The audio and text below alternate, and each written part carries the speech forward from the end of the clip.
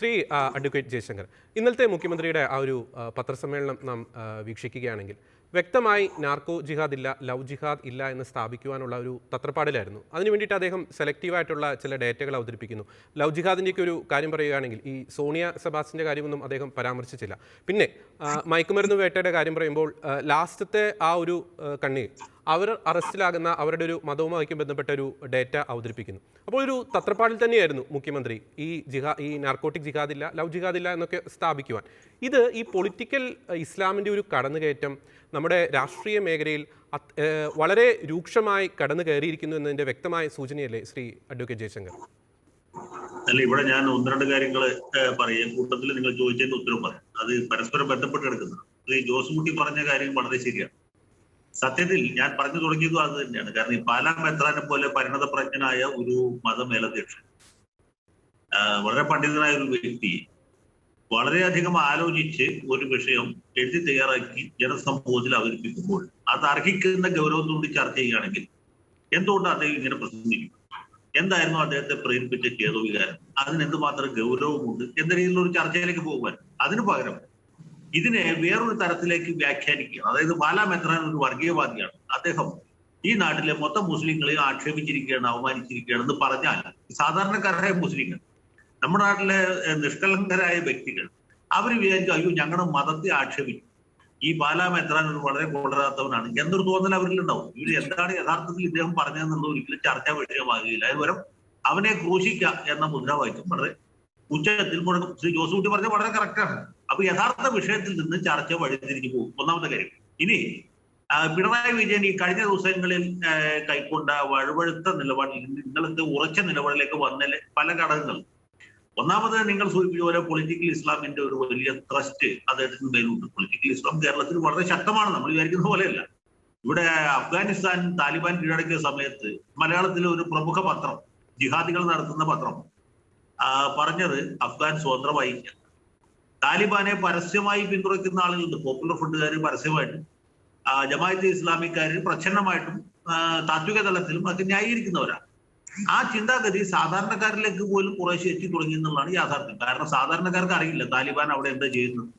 താലിബാൻ നടത്തുന്ന അക്രമങ്ങളെല്ലാം തന്നെ പാശ്ചാത്യ മാധ്യമങ്ങളുടെ കുപ്രചരണമാണ് എന്ന് പറഞ്ഞാൽ ബാക്കി ജോലി കഴിഞ്ഞല്ലോ. അമേരിക്കയുടെ കൊള്ളതായ്മയാണ്, യഹൂദന്മാരാണ് താലിബാനെ കൊണ്ട് ജയിച്ചത്, അല്ലെങ്കിൽ IS പുറകിൽ യഹൂദന്മാരാണെന്നൊക്കെ പറയുന്ന ഒരുപാട് ആളുകളുണ്ട്. വേൾഡ് ട്രേഡ് സെന്റർ തകർത്ത് ഇസ്രായേൽ ഏജന്റുമാരാണെന്ന് പറയുന്നത് നിങ്ങൾ കണ്ടല്ലോ.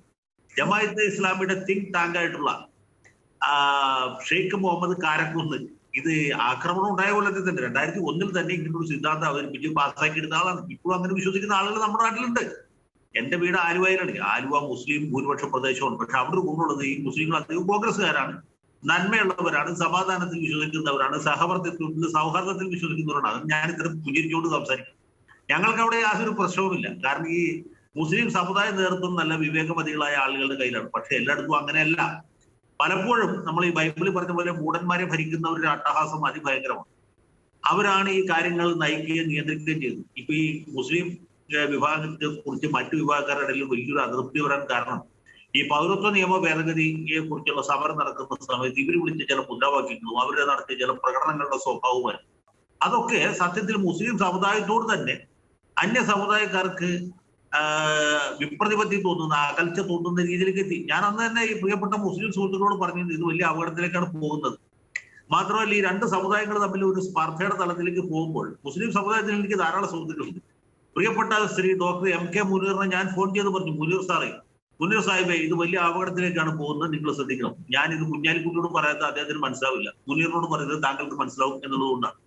അദ്ദേഹത്തിന് ഞാൻ പറഞ്ഞ കാര്യം മനസ്സിലായി. പക്ഷെ അദ്ദേഹം ഉൾക്കൊണ്ടോ അത് ശരിയായ രീതിയിൽ അവതരിപ്പിച്ചോ എന്ന് എനിക്കറിയില്ല. ഇപ്പോൾ കാണുന്ന രീതിയിലേക്ക് കാര്യങ്ങൾ. ഇനി പ്രധാനപ്പെട്ട കാര്യം, ഇവിടെ നേരത്തെ ഗോപാലകൃഷ്ണൻ സൂചിപ്പിച്ച ഒരു കാര്യമുണ്ട്. ഈ പൊളിറ്റിക്കൽ ഇസ്ലാമിനെ കുറിച്ച് പറഞ്ഞപ്പോൾ CPM-ന്റെ രേഖയിൽ പറഞ്ഞിട്ടുള്ളൊരു കാര്യമില്ലേ, എന്താണ്? പ്രൊഫഷണൽ കോളേജുകൾ കേന്ദ്രീകരിച്ച് തീവ്രവാദ പ്രവർത്തനം ശക്തമാകുന്നു. സത്യസന്ധമായിട്ടുള്ള വിലയിരുത്തലാണ്. CPM അടക്കമുള്ള പാർട്ടികൾ, CPM ഈ വൈകിയ വേളയിൽ യാഥാർത്ഥ്യം അംഗീകരിച്ചാൽ എനിക്ക് സന്തോഷവും. പ്രൊഫഷണൽ കോളേജുകൾ, പ്രത്യേകിച്ച് മെഡിക്കൽ കോളേജുകൾ കേന്ദ്രീകരിച്ച് തീവ്രവാദ പ്രവർത്തനം നടക്കാത്തവർക്ക് കൊല്ലത്രയെന്നറിയാം. അത് ഈ മാത്രമല്ല മെഡിക്കൽ കോളേജിലെ കുട്ടികൾക്ക് ഒരു ദിവസത്തിൽ എന്തുമാത്രം സമയം പഠനത്തിന് വേണ്ടി ചിലവഴിക്കേണ്ടത് നിങ്ങൾക്കറിയാം.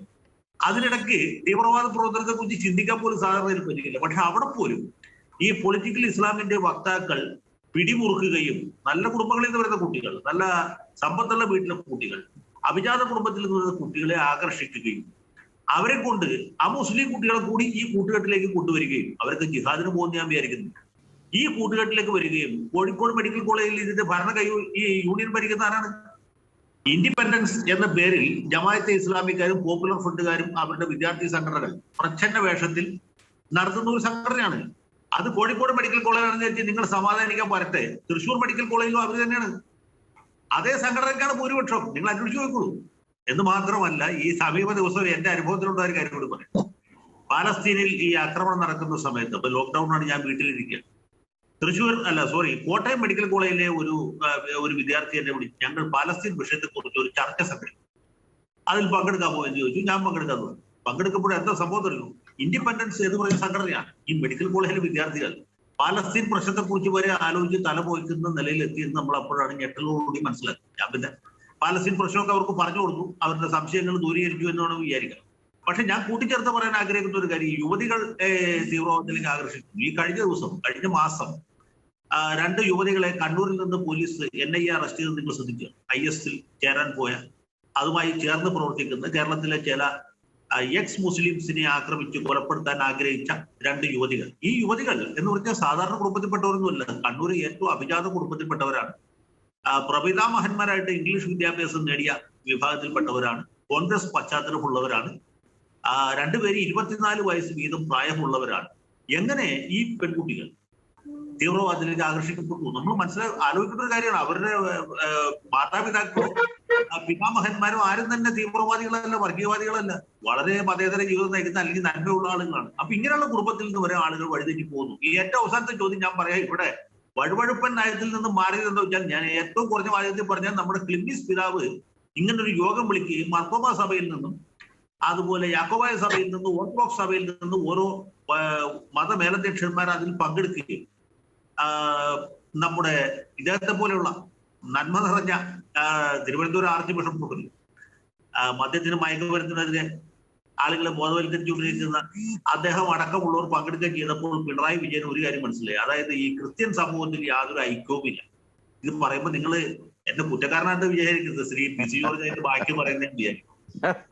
സമുദായത്തിൽ യാതൊരു ഐക്യവും ഇല്ല എന്ന കാര്യം പിണറായി വിജയൻ പോയി. സത്യത്തിൽ പിണറായി വിജയന് തെറ്റുപറ്റിയെന്നാണ് എനിക്ക് തോന്നുന്നത്. കാരണം ഞാൻ ഈ പൊതുസമൂഹത്തിൽ പ്രവർത്തിക്കുന്ന ആളാണ്.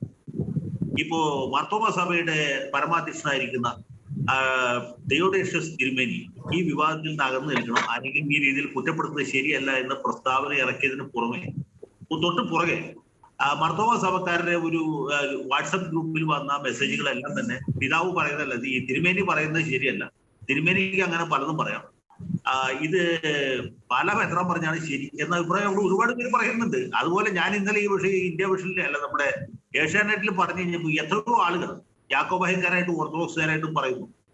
ഇവിടെ നിന്ന് 2 തലയ്ക്ക് വെളിവില്ലാത്ത, അവർ ഉപയോഗിച്ച വാക്കുണ്ട്, എന്റെ അഭിപ്രായമല്ല, 2 പേര് അവിടെ പോയി മണ്ടത്തരം പറഞ്ഞത് കൊണ്ട് ഇപ്പൊ നമ്മുടെ സമുദായത്തിന് തന്നെ മൊത്തത്തിൽ ദോഷമായിരിക്കുന്നു എന്ന ചിന്താഗതിയാണ് നാട്ടുകാരുടെ ഇടയിലുള്ളത്. പക്ഷെ പിണറായി വിജയൻ ധരിച്ചിട്ടുള്ളത്, അല്ലെങ്കിൽ അദ്ദേഹത്തിന് ബുദ്ധി ഉപദേശിക്കുന്ന ആളുകൾ പറഞ്ഞു കൊടുത്തിട്ടുള്ളത്, ക്രിസ്ത്യാനികളുടെ ഇടയിൽ യാതൊരു ഐക്യവുമില്ല, കല്ലറങ്ങാട്ടിന്റെ കാര്യം ഘട്ടത്തിലാണ്, ഒന്നും കൂടി പ്രഷറൈസ് ചെയ്ത് കഴിഞ്ഞാൽ പുള്ളിയുടെ കാര്യം തുല്യവാലാവും, അപ്പൊ അദ്ദേഹം മാപ്പ് പറയും, ഈ വിഷയം തന്നെ തേഞ്ഞു വാങ്ങി പോകും എന്ന ഒരു ധാരണ കുറഞ്ഞ പക്ഷെ അദ്ദേഹത്തിനെങ്കിലും ഉണ്ടായിട്ടുണ്ട്. അത് എന്തുമാത്രം ശരിയാണെന്നുള്ള വേറെ കാര്യമാണ്. അപ്പൊ സത്യത്തിൽ ഈ നമ്മുടെ ഞാനതുകൊണ്ട് ഇതിനകത്തെ കുറിച്ച് ഇന്നലെ ഈ വാട്സപ്പില് അല്ല യൂട്യൂബിൽ ഒരു വീഡിയോ ഇട്ടുണ്ട്. പുതിയ ഊതാന്ത് എന്ന് പറയും. എന്റെ കുട്ടിക്കാലത്ത് ഊതാന്ത് എന്ന് പറഞ്ഞ ആളായിരുന്നു ഐക്യരാഷ്ട്രസഭയുടെ സെക്രട്ടറി ജനറൽ. ലോകത്ത് ഏത് രാജ്യത്ത് സംഘർഷം ഉണ്ടെങ്കിലും ഊതാന്ത് അവിടെ ചെന്ന് ഈ പ്രശ്നം പരിഹരിക്കാൻ നോക്കും. ഇന്ത്യയും പാകിസ്ഥാനും തമ്മിൽ സംഘർഷം ഉണ്ടാവും, അല്ലെങ്കിൽ അറബിയിലും ഇസ്രായേലും തമ്മിൽ പ്രശ്നം ഉണ്ടാവും, അല്ലെങ്കിൽ റഷ്യയും അമേരിക്കയും തമ്മിൽ പ്രശ്നം ഉണ്ടാവും, ഊതാന്ത്. അപ്പൊ നമ്മുടെ നാട്ടിലേക്ക് ഈ സമാധാനം ഉണ്ടാക്കാൻ നടക്കുന്ന ആളുകൾ പരിഹാസമായിട്ട് ഊതാന്ത് എന്ന് പറയും. ഓക്കെ, വ്യക്തമാണ്, അങ്ങ് പറഞ്ഞ ആശയം വ്യക്തമാണ്. ഞാൻ ഇടപെടുകയാണ്, സമയപരിമിതി ഇടപെടുകയാണ്. പ്രശ്നം